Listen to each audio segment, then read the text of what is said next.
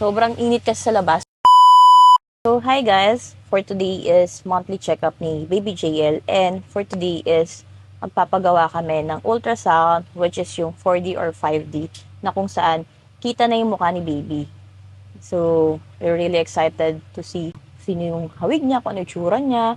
And of course, mas makikita na namin kung ano talaga yung gender niya bago kami bumili ng mga gamit. Siyempre kasi may mga nakikita ko mga videos na ilang ultrasound lumabas, babae, tas bandang huli yung mga last ultrasound is mali pala yung gender. So bago muna tayo umalis, wag natin kakalimutan mag-sunblock.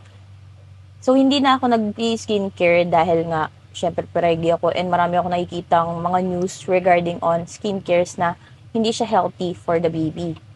And we will use sunblock ng asawa ko, which is yung Skintific na Dysprasia. So, it has 50 SPF and ang ilang purchase na to ng asawa ko.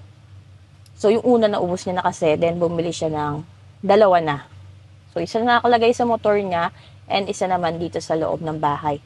Which is, ang ganda kasi nito, kasi hindi na kami mahahassle na maglagay-lagay pa ng sunblock sa kamay nyo and very convenient siya at mabango.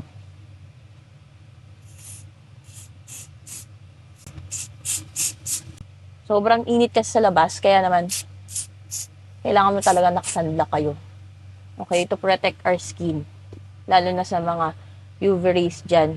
And dahil magsasummer na, diba?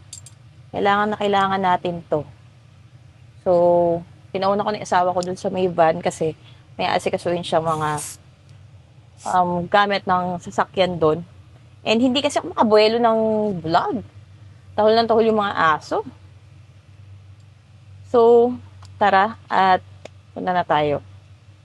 So, ganun lang naman yung get ready with me.